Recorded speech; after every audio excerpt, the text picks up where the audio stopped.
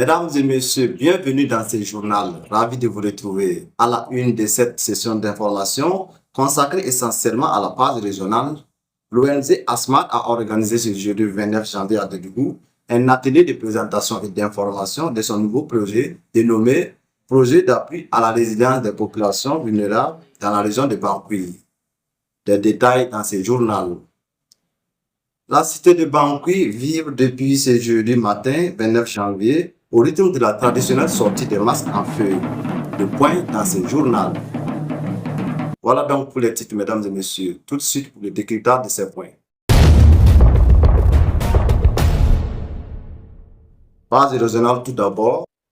L'ONG ASMAT a organisé ce jeudi 29 janvier 2026 à Dédougou, sous la présidence du haut-commissaire de la province du Mouhoun, un atelier de formation et d'information de son nouveau projet aux autorités et aux acteurs de l'éducation de la province du Mouhoun. Ce projet, intitulé Appui à la résilience des populations vulnérables, vise à contribuer au renforcement de la résilience de la population à travers l'amélioration de la qualité, l'accessibilité et l'exclusivité des services d'eau, d'hygiène et d'assainissement. Suivons donc le point avec Yves Barreau. Cet atelier d'information a réuni à la Chambre de commerce de Dédougou les autorités de la province de Mouhoun, les acteurs et actrices de l'éducation, les personnes déplacées internes ainsi que d'autres groupes vulnérables afin de favoriser une meilleure appropriation du projet par les parties prenantes. Dans la région de la Boucle du Mouhoun, les populations, en particulier les femmes, les jeunes filles et les personnes déplacées internes PDI, font face à de nombreuses difficultés d'accès à l'eau potable, à l'hygiène et à l'assainissement.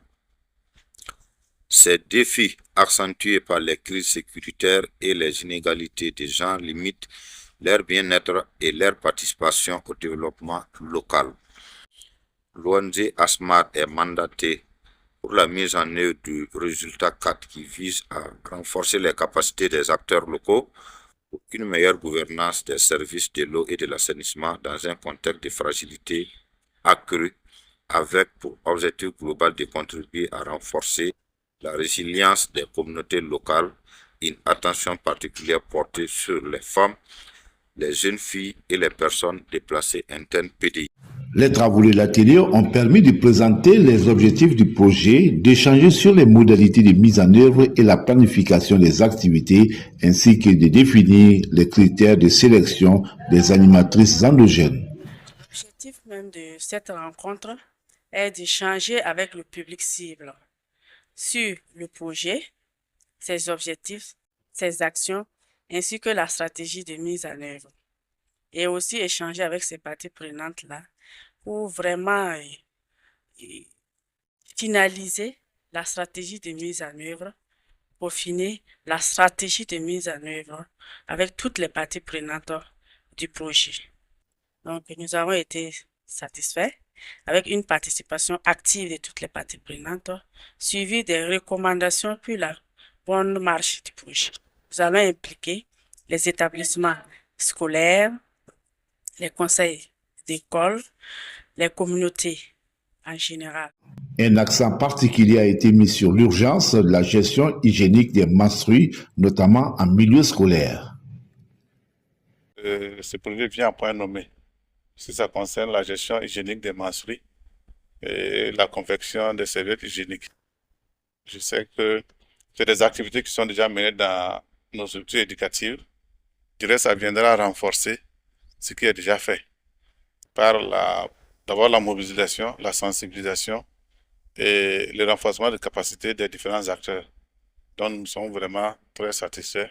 Nous attendons impatiemment que l'ONG ASMAT puisse venir sur le terrain et nous nous engageons à l'accompagner afin de réussir la mission. D'une durée de 8 mois, le projet bénéficie de l'accompagnement du projet Lasso Wash Enabel.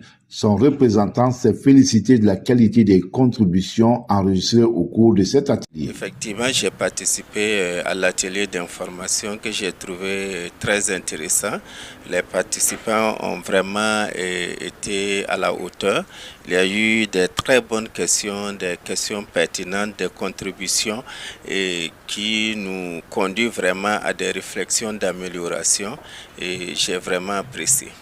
À l'issue des travaux, les participants ont unanimement salué la pertinence du projet dont l'objectif est de contribuer à renforcer la résilience des communautés locales avec une attention particulière portée sur les femmes, les jeunes filles et les personnes déplacées internes en améliorant l'accès, l'exclusivité et la durabilité des services d'eau, d'hygiène et d'assainissement. Comme je vous le disais en titre, mesdames et messieurs, ce jeudi 29 janvier 2026 marque le début de la sortie des masques en feuilles de Dédougou, un événement annuel qui s'inscrit dans le cadre de la valorisation des us et coutumes bois. Les temps forts avec Yves Barreau. La traditionnelle sortie des masques en feuilles a fait vibrer la cité des Banquis. Dans une ambiance festive et empreinte de sacralité, les masques en feuilles ont, au cours de cette première journée, effectué des processions vers les sites sacrés chez les notables et marqué une halte à la mairie de Dédougou où ils ont été accueillis par le président de la délégation spéciale. Soyez les bienvenus à la mairie de Dédougou. C'est un honneur et un plaisir pour nous de vous recevoir. Merci beaucoup pour la considération. Vous avez tout le soutien et tout l'appui de la mairie. On va demander à nos ancêtres, aux membres de nos ancêtres de vous accompagner pendant toute cette cérémonie afin que tout se passe bien. Tout au long de la journée, certains quartiers de la ville se sont transformés en un véritable espace d'animation culturelle. Les sons de tam-tam et des flûtes ont résonné dans les rues, accompagnant les pas rythmés des masques en feuilles sous le regard admiratif des populations sorties nombreuses pour vivre cet événement. Condé Jules Herman, pour faire le tour de la ville et pour donner des bons conseils et tout.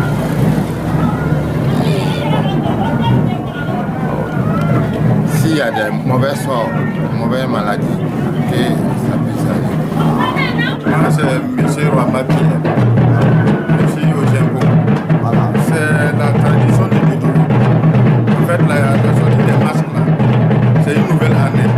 C'est pour demander des bénédictions aux ancêtres pour qu'il y ait la paix dans la commune, la longévité, que tout ce qui est comme activité, ça se passe très bien. Voilà, c'est les ancêtres qui ont fait, et puis c'est une continuité. Voilà. Depuis la nuit des temps, les masques en feuilles incarnent une forte identité culturelle du Boaba. Leur sortie traditionnelle demeure un symbole vivant de la continuité des valeurs, des croyances et de l'histoire d'un peuple attaché à ses racines. Le Conseil des ministres s'est tenu ce jeudi 29 janvier sous la présidence de son Excellence le capitaine Ibrahim Traoré, président du Faso, chef de l'État. Au cours de ces rendez-vous hebdomadaires, l'exécutif a examiné et adopté plusieurs dossiers inscrits à l'ordre du jour et a pris d'importantes décisions pour le mieux-être des Burkinabés, conformément aux orientations définies par la Révolution progressiste et populaire. Je vous invite à suivre quelques extraits. Le président du Faso, chef de l'État, son Excellence le capitaine Ibrahim Traoré, a présidé ce jeudi 29 janvier 2026 l'hebdomadaire Conseil des ministres. Selon le ministre porte-parole du gouvernement, le Conseil a adopté plusieurs rapports et pris d'importantes décisions pour la bonne marche de la nation et l'amélioration des conditions de vie du peuple burkinabé, conformément à la Révolution progressiste populaire RPP. Au titre du ministère de l'Administration territoriale et de la mobilité, le Conseil a adopté un décret portant dissolution des partis et formations politiques au Burkina Faso ainsi qu'un projet de loi portant abrogation des lois encadrant leur fonctionnement, leur financement et le statut du chef de file de l'opposition. Selon le ministre d'État, ministre de l'Administration territoriale et de la mobilité, Émile Zerbo, cette grande et importante décision s'inscrit dans le cadre de la refondation de l'État et fait suite à un diagnostic profond du système partisan qui a relevé de nombreuses dérives dans l'application du régime juridique des partis et formations politiques de notre pays. Le gouvernement estime que la multiplication des partis politiques a entraîné des dérives, favorisant la division des citoyens et fragilisant le tissu social. Cette mesure vise donc à préserver l'unité nationale, renforcer la cohérence de l'action gouvernementale, ouvrir la voie à une réforme du mode de gouvernance politique. Le décret adopté précise que le patrimoine des partis dissous soit dévolu à l'État. Les projets de loi seront transmis à l'Assemblée législative de transition dans les meilleurs délais, a indiqué le ministre d'État Émile Zerbo. Le plan relance une feuille de route pour le développement au Burkina Faso pour le compte du ministère de l'Économie et des Finances. Du Conseil a adopté plusieurs décrets, dont celui portant adoption du plan relance. C'est le nouveau référentiel national de développement pour la période 2026-2030. Le plan relance est évalué à 36 000 milliards de francs CFA, a indiqué le ministre de l'Économie et des Finances, Dr Aboubakar Nakanabo, qui a souligné que près de 2/3 de ce volume financier doivent provenir des ressources souveraines. Selon le ministre Nakanabo, ce plan relance repose essentiellement sur les 4 piliers qui sont la consolidation de la sécurité, la cohésion sociale et la paix, la refondation de l'État et l'amélioration de la gouvernance, le développement du capital humain, le développement des infrastructures et la transformation structurante de l'économie. Avec la mise en œuvre de ce nouveau référentiel de développement, le gouvernement vise des objectifs majeurs, entre autres la reconquête totale du territoire, la réduction du taux de pauvreté de 42% à 35%, l'amélioration de l'espérance de vie de 61 à 68 ans et le triplement de la capacité énergétique de 685 MW à plus de 2500 MW. Ce plan doit être considéré comme le plan de tous les Burkinabés. Sa réussite dépendra de la mobilisation communautaire et des évaluations annuelles, insiste le ministre de l'Économie et des Finances. Signé la direction de la communication de la présidence d'IFASO. Mesdames et messieurs, point final donc pour ce journal. Merci de nous avoir suivis.